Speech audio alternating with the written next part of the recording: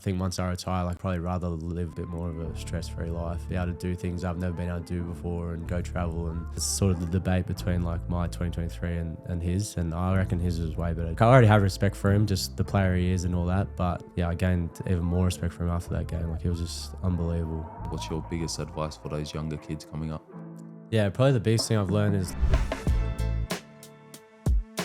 Welcome back to the Mayday podcast. I'm your host, Terrell Davis May, and today we're standing on business with Claire's 5 straight grand final run, collecting 4 rings and 2 Clive Churchill medals. Quoted as the most decorated halfback of his generation, 2025 didn't end the way they wanted. Many think the dynasty is done for, but enough of the stats, because the man is here himself. Welcome, my brother. Thanks, brother. Thanks for having me. Nah, chilling. That's a nice intro. Exciting news, boys and girls. I got the school coming, me and Batman. So that's exciting. We're going to put all the modules and all that kind of stuff. We're going to tee that all up, make it professional for you guys. Going to show you what I do day to day. Journal, nutrition, mental, physical, everything. We got the gist in that. All right, Timu, I'll see you in a bit. Let's take it back to Auckland, lad. Started as a kid playing soccer. How was that back then? Yeah, it was good. I enjoyed growing up in Auckland.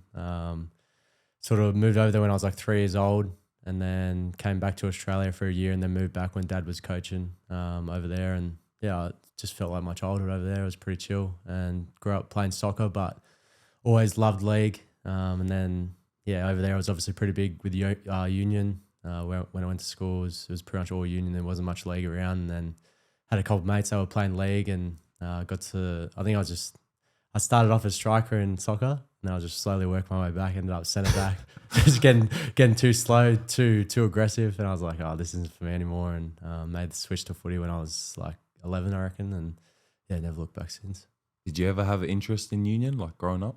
Yeah, a bit. Like, I enjoyed it. Like, I enjoyed getting around it, and played a little bit, but I don't know, all my passion and love was always league. Like, I was just surrounded by it, like obviously with Dad, and my uncle played NRL as well, and my granddad too. So it was just something that I always enjoyed, and definitely appreciated the sport of union. Got into it a bit in New Zealand, just watching it. And it was obviously pretty big at school, so I'd go down and watch the first 15. But yeah, definitely league was always the one. And then when did you move back to Oz? I moved back when I was 14, I think. 14. Yeah, and then, yeah, like, to be honest, it was the best thing that could ever happen. Like, I didn't really want to move back. Had all my friends in New Zealand, like, felt pretty comfortable there. Moved out to Penrith. Everyone was telling me, like, how shit, like, Western Sydney is. So I didn't know what to expect. Knew no one out here. But, yeah, it's honestly been the best thing that's ever happened to me. Like, got lifelong friends now, and to be honest, I don't even know if I would have played NRL if I stayed in New Zealand. Just the junior pathways, particularly out here, yeah, they're just next level, and really developed me into a good player. And then moved here when you were 14, straight to Penrith Brothers? Yeah. And then played there your whole juniors, and then did you make any like development teams or? Nah, so my first year was the Harold Matts year. So played for Brothers and went all right. Like, I didn't really know what to expect. And to be honest, I wasn't really expecting to make the Harold Matts team. Like, that was a pretty big thing. And Jerome was obviously, he was the gun. Like, when I first moved to Penrith, that's all I heard about was about Jerome, and then we were just getting slapped by St Mary's every time we versed him, and Romeo was carving up. And then made Harold Matts at the end of that year, and was playing hooker off the bench the first few games of the year, and then got my opportunity to play in the halves with Romeo, and then just sort of took my opportunity, and we developed a bit of a combination there, and went from there. And then the next year you played up on age SG. Yeah. With all those boys there. Yeah, all the boys. So that was mad. That was So I sort of already knew the boys because we did like a halves academy with Trent Barrett in that like Harold Matts year, and that's when I met Tyrone. Yeah, bro, I hated him at the start there. Yeah, I heard it. Bro, Sony was nice as to me, but teammate far out, man. Like, he was just, you know what he's like when he first meets new people. He just tries to like test them out a bit. But then with that sort of SU ball up in age year, that's when me and Tyrone became good friends, and I really enjoyed that year. Your younger brother Jett started at the WALSH. How's that been, watching his development there? Yeah, it's actually been exciting. I was like so proud of him because I don't know, I've always just seen him as my younger brother. I haven't really, like, everyone would talk about like footy and all that, but I just never really saw him as like a footy player.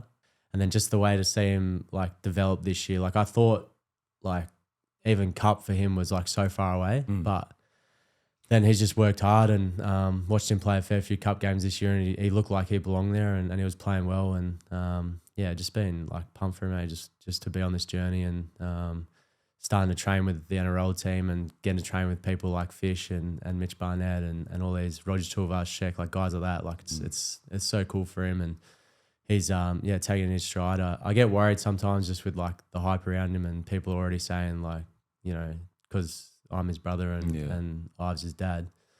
Like I get a bit worried about the hype too early, but you know, he seems to handle it pretty well, and he's just taking his stride. He's working hard, and that's the most important thing. I think it's still a while till he'll play first grade, but hopefully one day he'll be able to crack it, and he's on the right track. Yeah, I feel like a lot of younger like generation kids now are hyped so much that there's a lot of pressure in our game, and especially like having a brother like you, like one of the best players in the world and one of the greatest players, probably go down in history. But yeah, especially him, like Jett Cleary, bro. Like, but I don't know, he's similar to you, I reckon. Like watching you like develop as a younger, like you weren't as big as you are like to this day, but yeah, his development's been crazy, and it's a ballsy move for a young kid to move to the Warriors, and when he's like comfortable here, he's got his dad, brother here and family here. But I've seen a few of his highlights too, like bruh, from like what he was playing A grade or C grade last year to playing New South Wales Cup. Yeah. Right, it's crazy, and congrats on getting the development contract. Deserve it, bro. But yeah, I'll just say work hard like a brother here. And you do good things, bro. Yeah, I think it's like, and it was a ballsy move to move over there, but I think it's been the best thing for him. Like he needed to sort of get out of the spotlight here and sort of just pave his own way. And like he's had heaps of injuries the last few years, and this is the first year he's had like a full season. So to see his development just in 1 year it's been really cool. But as you said, you know, I do think young kids get hyped like crazy these days, just with social media and all that, and like it's cool, but like it does put a lot of pressure on young guys, and I guess, you know, the ones that end up making are the ones that handle that the best. Yeah, 100. Even I feel like the media like put so much pressure on the kids, and then when they fail, they're the first ones to attack them. Like, oh, like someone will write a story, young gun coming up, he's gonna be the next Greg Inglis, whatever, and then plays a couple bad games. This kid wasn't ready for NRL, so it's like kind of a lose-lose situation for them, bro. They build you up just to tear you down. Yeah, exactly. So it's like, it feels good when they're building you up, but if you read too much into that, get, you know, too in love with all the hype, then the negative stuff will just hurt you even more. So sort of saw this with like Galvin this year. Like it's just crazy that they were putting so much pressure on him with what was happening with the Bulldogs. So I sort of feel sorry for people like that, but you know, I think the sad thing is it drags like everyone's families into it as well. Yeah. Like whenever I've been criticised or whatever, like my mum's always taken it the hardest because she's just not used to it, and like other family members. So I think like that's an important thing to remember, is like it doesn't affect just the player. Like I feel like now me and also like my dad, like we don't really care about anything written about us, but it's the people around us that like read it and they take it the hardest. So I think that's the difficult thing to try and navigate. But yeah. What's your biggest advice for like that kind of stuff, like the media and that? Because you're in it all the time, and sometimes it's positive, sometimes it's negative. So what's your biggest advice for those younger kids coming up? Yeah, probably the biggest thing I've learned is like that thing I was sort of talking about. Like if you're getting hyped up and you're like reading every article going, oh, this is mad, like they're all loving me, this and that, then when there's a negative article, you're going to like react to it just as much. Whereas if you sort of see the hype and you're like, oh, whatever, like I'm just sticking to my circle, listening to what they're saying, then the negative stuff like won't affect you as much as well. Like you sort of stay on that equilibrium. And that's sort of the next thing, is like sort of knowing your tight circle and knowing whose opinions matter to you. And a lot of the time that's sort of like your teammates, your coaches, your family. And yeah, if like take their criticisms, take their opinions, but anything outside of that, like just brush it off. Like it doesn't mean anything to you. So yeah. Yeah, no, I've seen something mad. Like I watch a lot of Joe Rogan, and I've seen he said like he doesn't look at any social media or like articles or nothing, because he doesn't care whether it's good or bad. He just leaves it the same, because like he said, that's not going to change the way he like acts and talks. So that's like advice for those younger kids and that, like. Yeah, and it's hard these days though, because like everyone's on social media. Exactly. Like you do see those things. It's just it's the reaction you have to it, and I think that's the biggest thing. Like sort of what Joe Rogan was saying. Like just you just be yourself, you do you.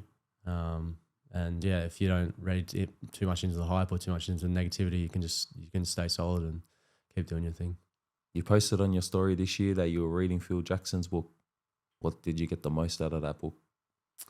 I think just like he was just so far ahead of his time. Like he was into like meditation and like just alternate approaches to training. Like it wasn't just flogging like his players. And there's this part in the book where like midway through the season, because the NBA season's so long, like people just start like drifting off or whatever.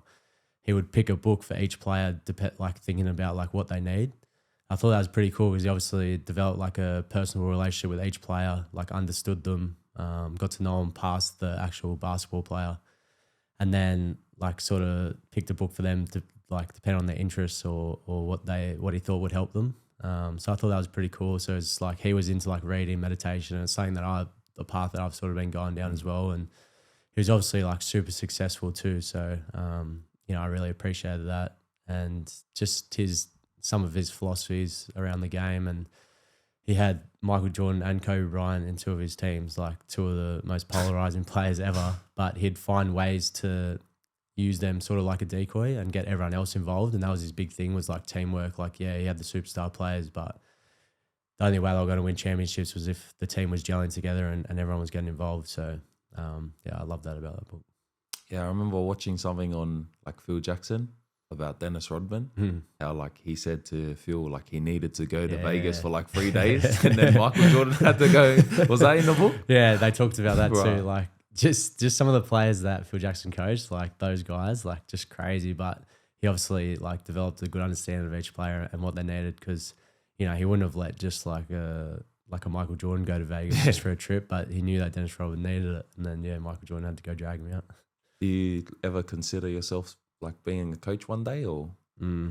Probably not definitely not a head coach. So that's not an aspiration for me, just because I've seen what Dad's been through. Like, yeah, he's been successful the last few years, but bro, it's just so much like stress, and it's talk about like consumed. Like he's been consumed by footy for forever. Like he went straight out of playing, straight into coaching, and it's sort of like, it's mad like being on that journey with him. But for me, like I think once I retire, like I'd probably rather live like a bit more of a stress-free life and be able to do things I've never been able to do before and go travel and do that sort of stuff. But who knows, like maybe once I retire, I'll miss the competitive side of it and want to be involved in some capacity. And I feel like I do have like a fair bit to give to younger players, but maybe it's in like, I don't know, specialist coaching or like an assistant coach or something like that. The head coaching stuff doesn't really interest me.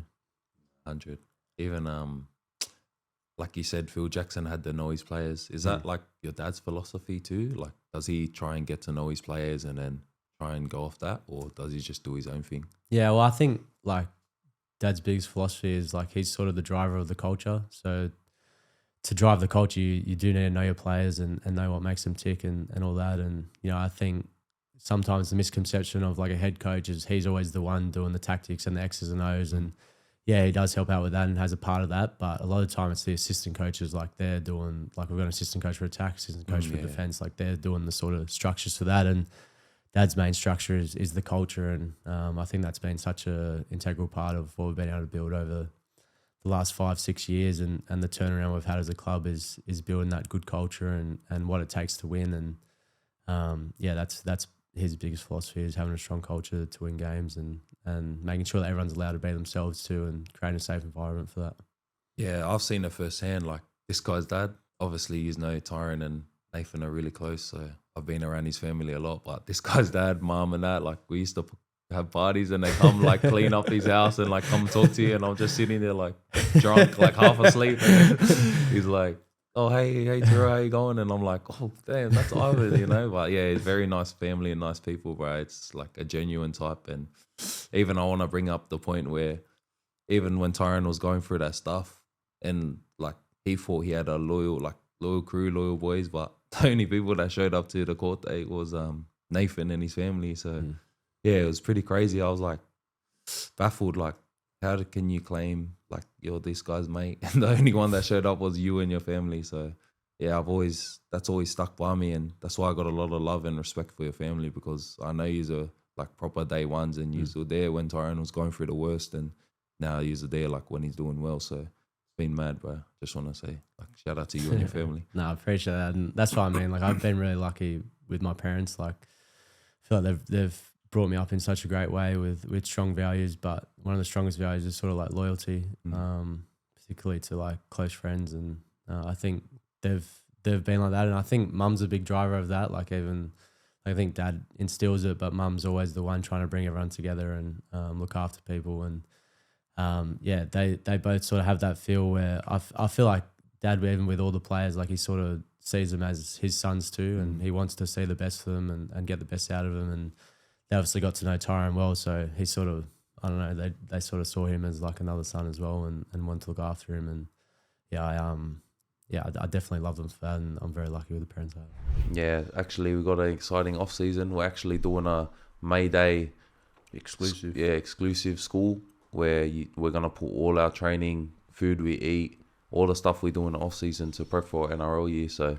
where you have to subscribe to my school, give you exclusive content of how we train, how we eat, pretty much how to become an NRL player. So that's gonna be exclusive to members, and then there's gonna be like giveaways during that membership. So exclusive giveaways only for that school, the people that subscribe to the school. So you can only see that content if you're in the school. How we train, how we recover, how we eat. Because yeah, me and this guy always lock in proper.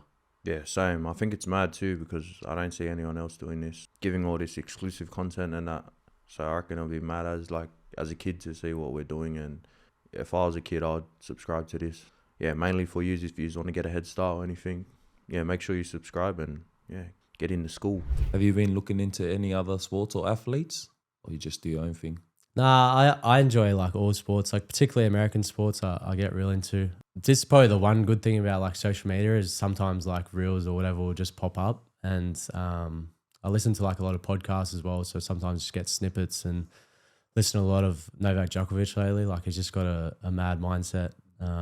He's very like into that sort of like the mental side of things and being in control of that.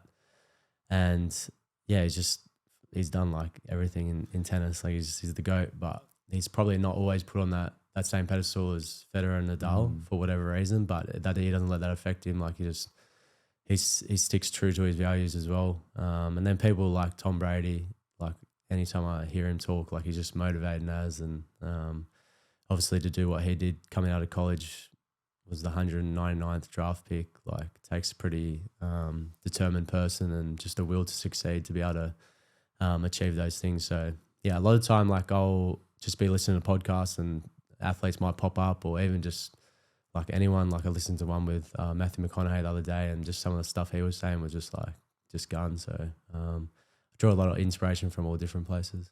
Yeah, that's mad. All the goats, eh? What about any of the low tier ones or? Nah. Your podcast, that as well. Oh, that's low tier, bro. That's low tier. No, that's high tier in Australia, but in America we're getting there, bro. Yeah, nah, bro. I love the American potties, like the Matthew McConaughey one. Yeah, that was the Joe Rogan one. Yeah. I've been listening to it too. Bro, it's just hectic. Like it's just I like listening to things that just give a different perspective. Like a lot of time. Like particularly in Australia, like a lot of people just say the same things because they don't really want to like go outside the box. But in America, like they're not afraid to express themselves, and like you see someone like Matthew McConaughey compared to Novak Djokovic, like they're completely different in the way they say things, but a lot of time it's like a similar message. Yeah. So I think I really enjoy it.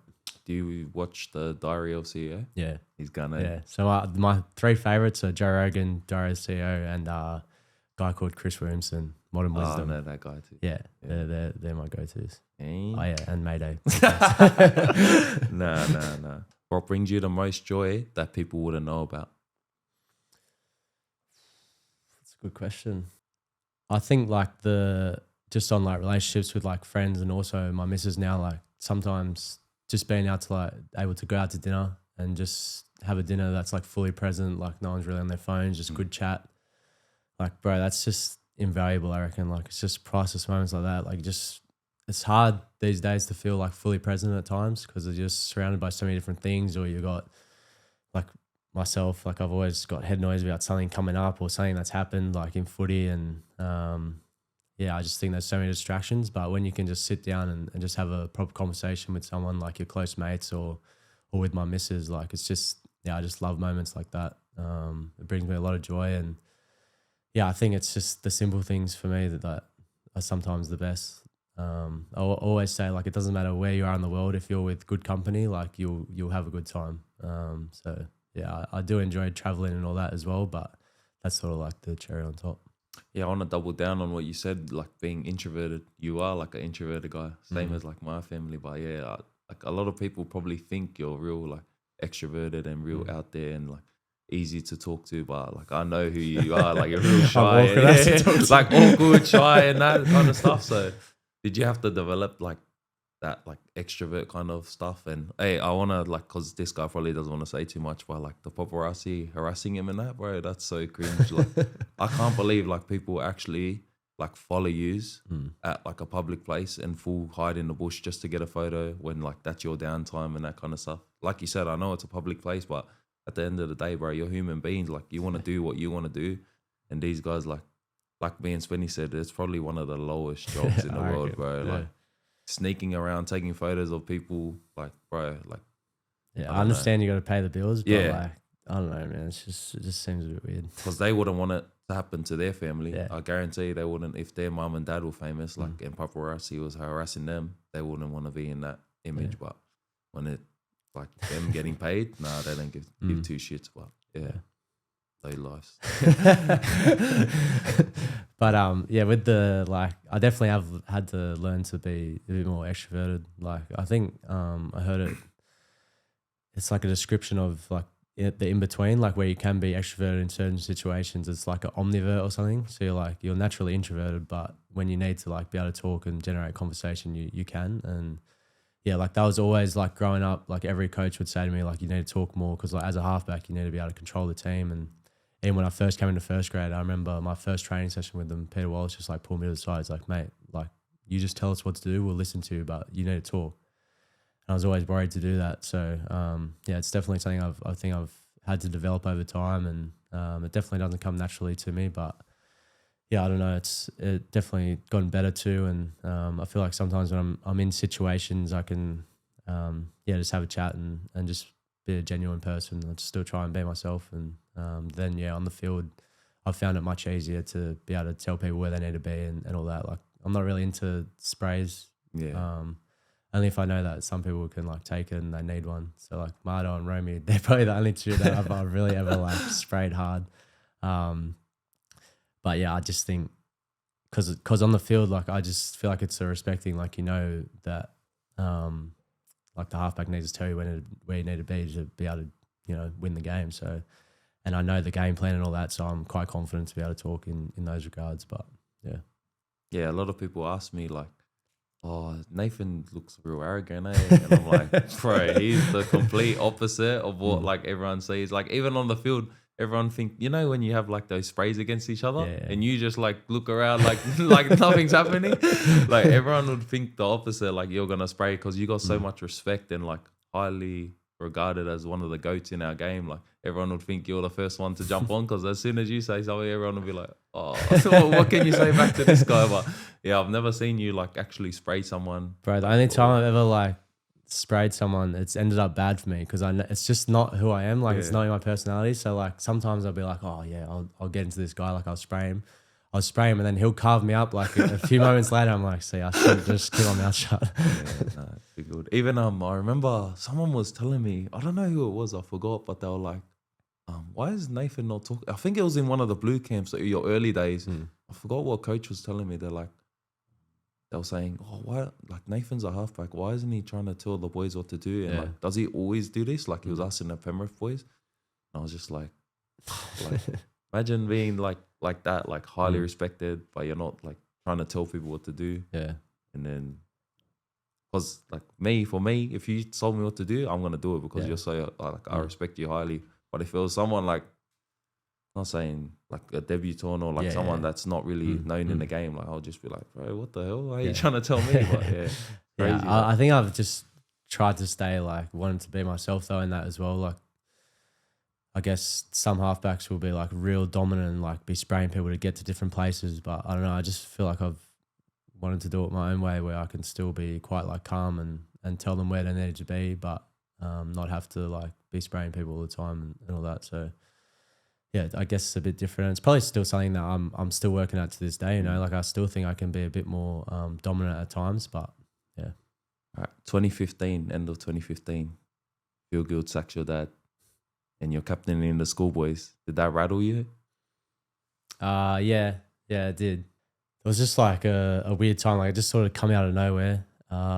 So yeah, even just that like whole period was just like pretty weird for me. Like I made schoolboys, which was like a big thing, but then I was playing 20s as well, and we were on like the run to the grand final, just about to go into finals, and I had a decision to make whether to play schoolboys or play 20s, and I didn't know what to do. But I spoke to a few people, and it was sort of like, well, I've got the opportunity to play 20s again next year, and we would still have like a really good team, and I had full confidence that the team we had that year was good enough to win like the grand final without me, and the schoolboys thing was just like a one-off thing. Like I'll never be able to play schoolboys again. So went away to schoolboys.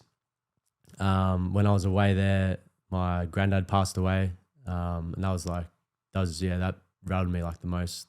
Like I'd never felt like that in my whole life. So then played the first game, flew back to Sydney, went to the funeral, and then went back up for the second game. And then, yeah, that was a mad experience. Then came back down for the 20s grand final, watched the boys win. So that was hectic. And then, yeah, I think it was in that off season, then Dad got sacked. I just remember him like sitting down with us and was just like, oh, I'm not going to be coaching Penrith next year. And I was just like, what?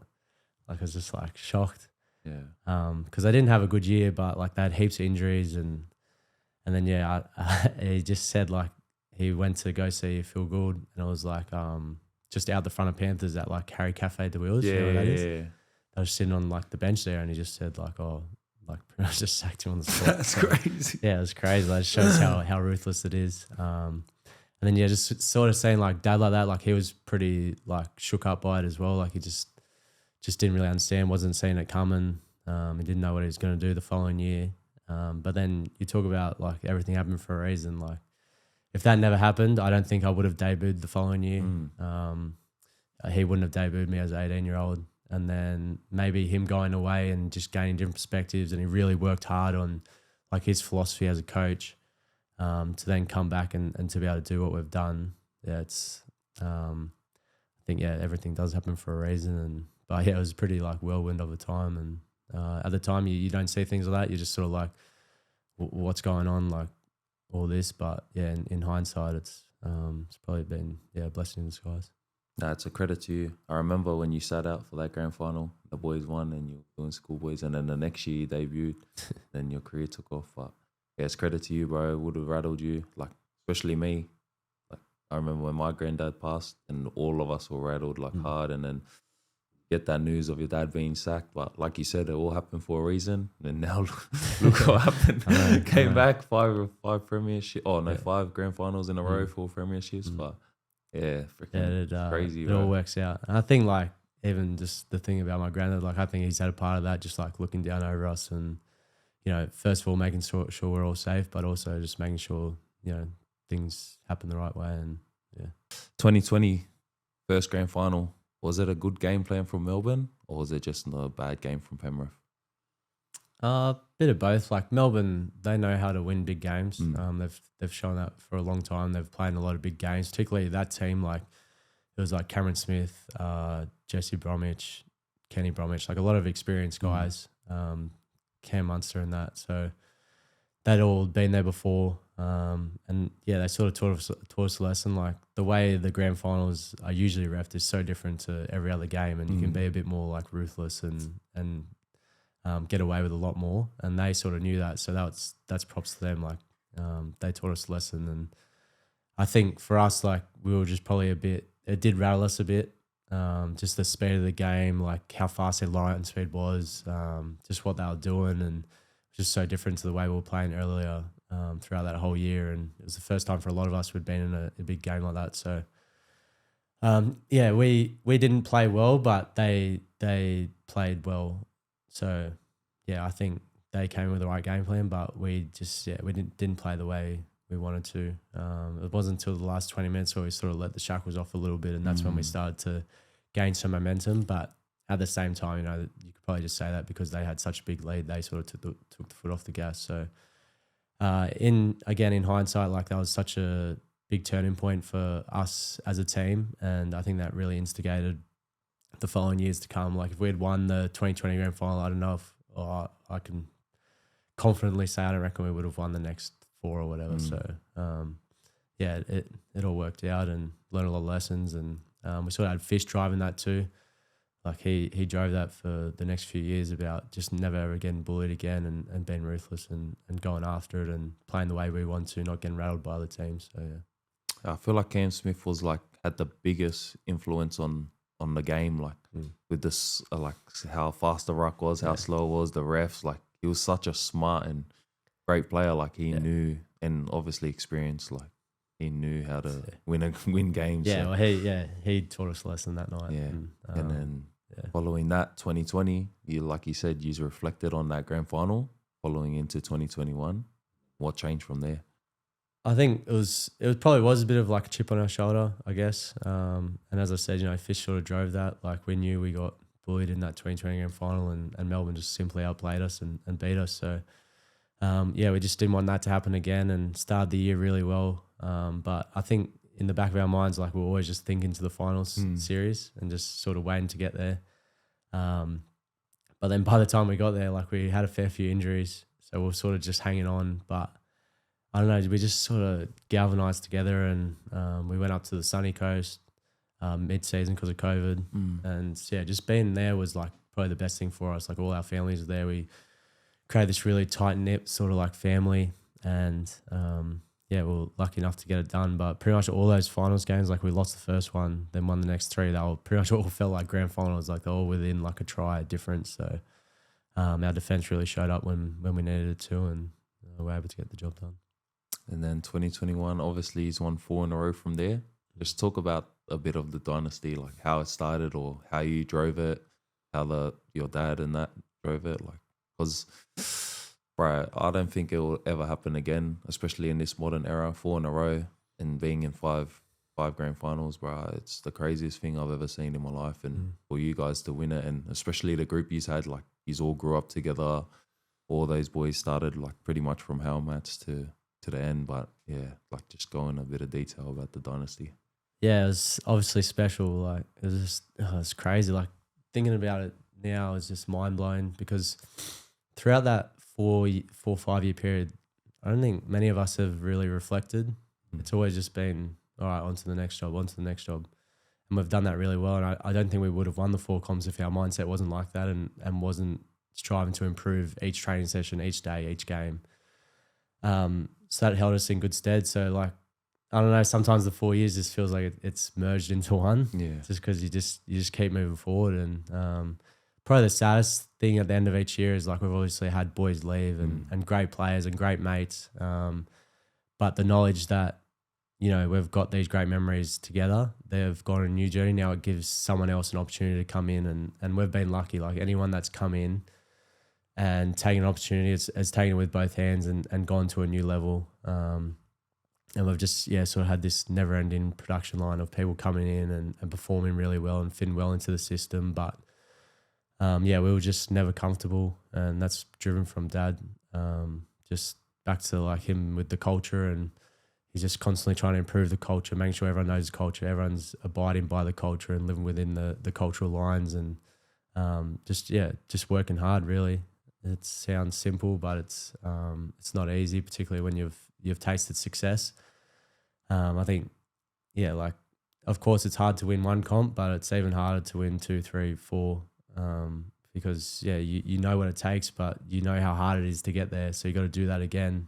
And I always thought to myself, like, winning one comp, I'd be happy to retire after that. But for us anyway, once we won one, it was just such an addicting feeling. Like I didn't want anyone else to win, and I wanted to keep feeling that feeling every year. And obviously this year was the first year in a while we hadn't felt that, and it's horrible. So it's probably a little bit of a fire in most of us again to get back to where we want to get back to. And like thinking through the 4 years, it didn't seem that crazy to us. Like I think people watching from the outside would be like, oh, like this is just incredible, but it just sort of felt, I don't know, it felt like normal in a way.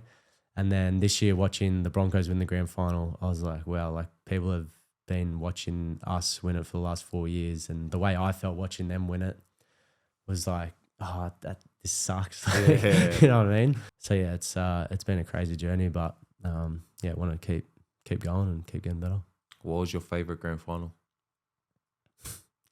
I get asked this a bit, and it's hard to go past 2023, just the way it happened. That was just wild. This like still feels like a dream to this day. That was just crazy, but also like all of them amazing. But 2021, like the first one, that was pretty crazy too. That was sick. Just like euphoric feeling, particularly the way the last year went. How many injuries we had going into that final series, and yeah, just because we were all together, like all the families and that, just one big group, and they were all a part of it. So that was up there too. So yeah, it's been some good times for those years. Yeah, that 2023 grand final. I remember I was watching it at home, and I was like, "Bruh, that last 20 minutes is like the greatest period I've ever seen a player like play." Even if we weren't mates, bro. like, bruh, that 20 minutes was crazy. Like, I don't know what you done, bro. But honestly, the 2020 grand final had such an influence on the 2023 grand final for me, because the 2020 grand final, I threw an intercept to Vunivalu and he ran the length and scored. And for the next like 30 minutes of that game, I was just in my own head, just rattled, didn't want to make mistakes. I was sort of just like a passenger. Where the 2023 grand final, I had some bad moments, letting a few tries, wasn't playing well. But I was sort of just like fuck it, let's just go after it and see what happens, and sort of just had that mindset. And then one thing rolled into another, and you know how momentum works. And then before you know it, I was putting the ball down, and I looked up to the score, and I was like, oh wow, we're actually in front. Like, yeah, it's just crazy. Even the 2020 grand final, that last 20 minutes from yourself was crazy too, eh? Yeah, I started to play all right, just because I was just like, fuck it, let's just go, like, see what happens. So maybe sometimes I need that mentality more often. Yeah, nah. I think you're doing all right, but yeah, like if you can pay for a Spotify subscription, because I know there's going to be a lot of kids and a lot of young adults. Whoever can obviously afford it, jump in the school. I think it'll benefit you. But yeah, like we said, it's going to be exclusive content to those that subscribe. So it'll be mad. And yeah, probably a lot of funny stuff in there too. Yeah, a lot of funny stuff. And raw. At the end of the day, there's gonna be a lot of giving back to the community of our exclusive school. So it's not just subscribe and nothing happens. Obviously, there's gonna be prizes to win. I bring someone out from the school, like, to come spend the day with me and Tiny and actually train with us and eat with us, and that's all gonna be paid for.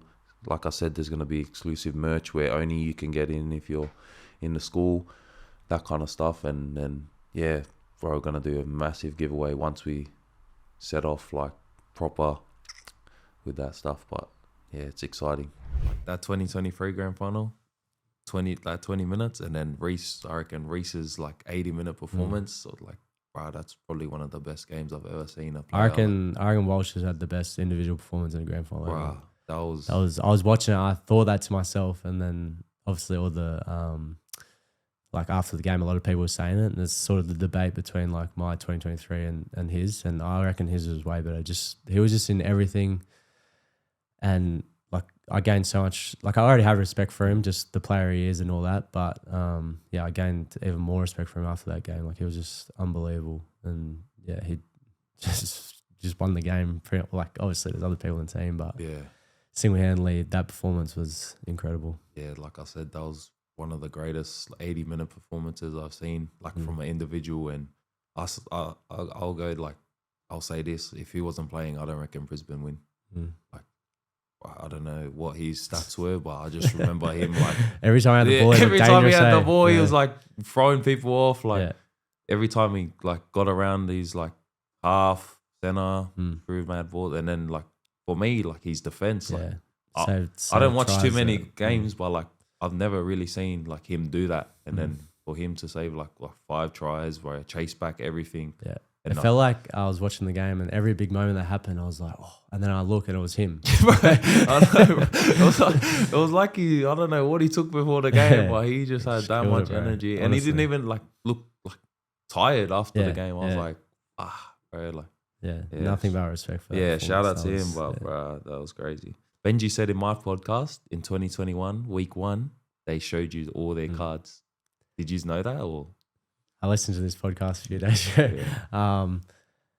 Sort of, like they threw a few different shapes that we hadn't really seen before, and it pulled us apart a bit. But then in saying that, like the 2 games after that was Para that we just won, and then Melbourne, who was like, it was sort of like redemption from the year before.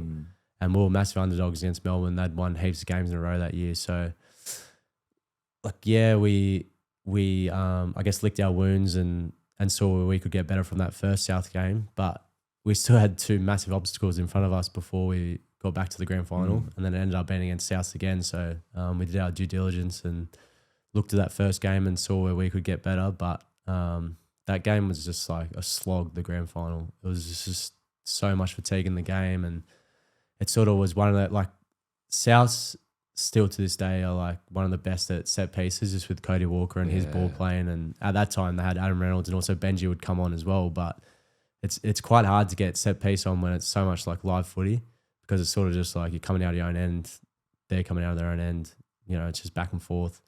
So that probably helped us a bit, just the sort of style of the game. Whereas if it was a game that was a bit more penalties and they got chances to set up their shapes, they probably would have carved us up a bit. But we've always sort of suited those games that were more to and fro, and that game was like that. And I remember, like Benji said in his podcast, like they had the opportunities to win. They definitely did. Like in the end, if the game went for another 2-3 minutes, we would have lost. Like we were just hanging on, and thank God for Critter taking the intercept. I had the perfect view of him taking that intercept. It was still like, I still have dreams about that today. It's mad. one of the themes for 2025 was momentum swings. Do you reckon this has been the biggest year for momentum swings? Yeah, I reckon. Especially some of the games we played. Like looking back initially, like there was just way too many times in games, like particularly second halves, where we'd let teams back in it. A lot of the time we'd probably still end up winning the game, but it ended up biting us in the arse in the prelim. And yeah, I didn't know if that was sort of just like us and like our fitness wasn't good enough or whatever. But then you watch so many other games, it was just happening in so many games. So I think, yeah, this year definitely like momentum was such a strong thing. It always has been since the 6th game came in, I reckon. Yeah. But yeah, this year, some of the comebacks and all that were just crazy. And Brisbane had a lot of them, which, you know, it sort of shows like their fitness and their power to come home strong. And it's a great ability to have. And I think you need that to be at the top.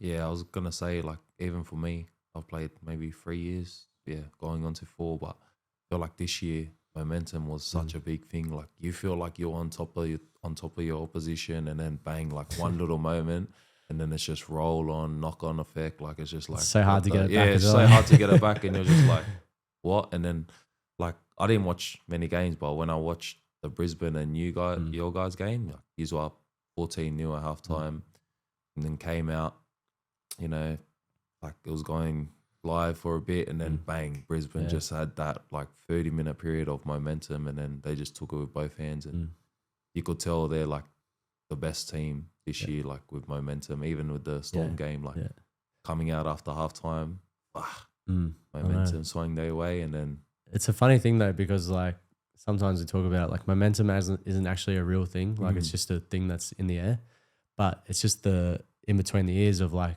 the team that has momentum or just done something good, they just have such positive thinking, where the team that did something bad, like their thoughts go negative.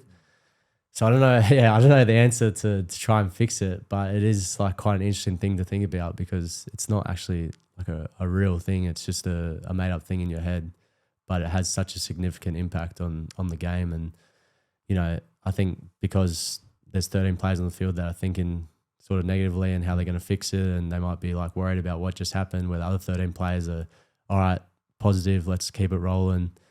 And then, yeah, it's just, it's pretty crazy to think about, I reckon.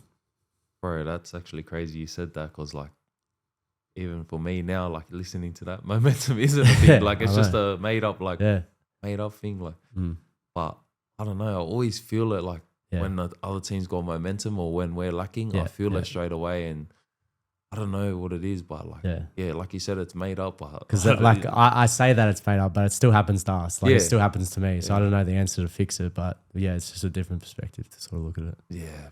But yeah, in the Brisbane game, like what added to that was the crowd, bro. It was insane. Bro, it was insane, bro. It was so loud, yeah. So it was actually pretty mad to play in front of, but yeah, I could sort of see they were getting more and more confident, and the more the crowd got into it. So you reckon it feels that the old Penrith field different? I don't know. I Probably reckon not. It's different at a home stadium. It is different, but I like sometimes I think does the fans really have that much of an impact? But maybe they do, because it's such a good feeling when you're playing well and the fans are behind you. You can hear the energy and the love and all that. So, and I knew that Brisbane, like if I was playing on Brisbane's team, I would have been loving the crowd behind me. So, yeah. But even for the refs, I feel like the home crowd plays a bit of a. They don't want to get like stuff thrown at them, or like they can hear like the crowd. Yeah. Like say knock on forward, but you know what I mean. Sometimes when I'm defending and I can, you know, when like say if it's like a slow ruck or something, you hear the crowd start like blowing up. Yeah. Then it's like another like the next sort of like 50-51. Then they're blowing up. I'm like, oh, there's definitely a penalty coming here. Like if any little slip up happens. I always do the same, even though I had heaps of ruck infringements this year. I think I led the whole comp, but I always think the same. Like I always know if it's a slow one before and they blow up, and then you do another slow one, it's 6 again for sure. And I'm like, fuck. What's it like playing at Leichhardt? That looks mad. Oh, bro, that looks crazy. Different, eh?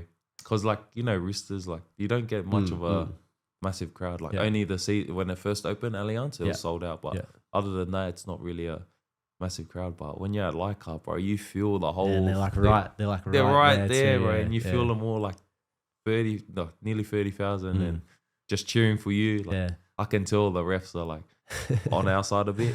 That's the only time. I've always enjoyed, like there was 2 games this year. I think Dewey kicked the penalty goal to win, and then he kicked the field goal to win. Both games were like close as. Yeah. And I think the other one was Romy's 150th or something, and it just seemed like the crowd was pumping. Yeah. And he probably hadn't seen that for a while with the Tigers. No. So I think that's cool for you guys, like going forward, like a lot of fans behind you, and probably feel like there's like some hope there with the roster you guys have got. And watching those games it was mad.